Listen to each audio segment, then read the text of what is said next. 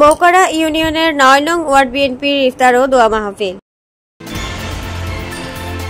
আপনারা দেখছেন সিএসটিভি, আমরা জনতার কথা বলি। দেশনেত্রী বেগম খালেদা জিয়ার পরিপূর্ণ সুস্থতা কামনায় বাংলাদেশ জাতীয়তাবাদী দল বিএনপি কুমিল্লার নাঙ্গলকোটের মৌকড়া ইউনিয়নের ৯ নং ওয়ার্ডের আয়োজনে ইফতার মাহফিল বুধবার বিকেলে গোমকোট দিদারুল ইসলাম বালিকা দাখিল মাদ্রাসা মাঠে অনুষ্ঠিত হয়েছে।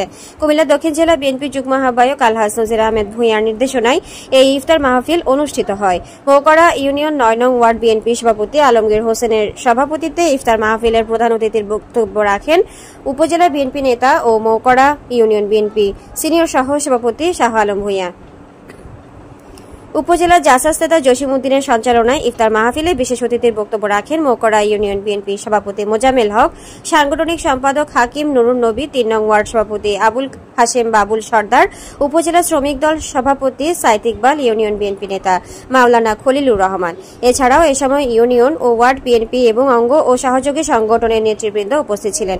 ইফতার মাহফিল শেষে দোয়া মোনাজাত করা হয়।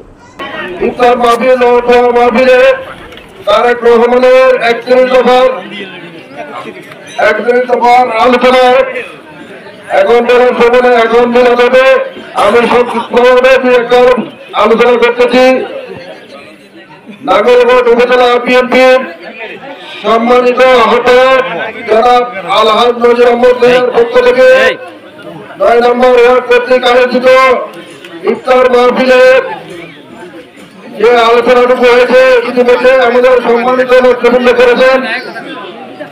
তবে আপনারা সবাই নাঙ্গলকোট উপজেলা বিএনপির আহ্বায়ক, কুমিল্লা দক্ষিণ জেলা বিএনপির যুগ্ম আহ্বায়ক আলহাজ নজির আহমদ ভূঁইয়ার জন্য আপনারা সবাই দোয়া করবেন। উনি যাতে আগামীতে এই নাঙ্গলকোট উপজেলা থেকে এমপি ইলেকশন করতে পারে।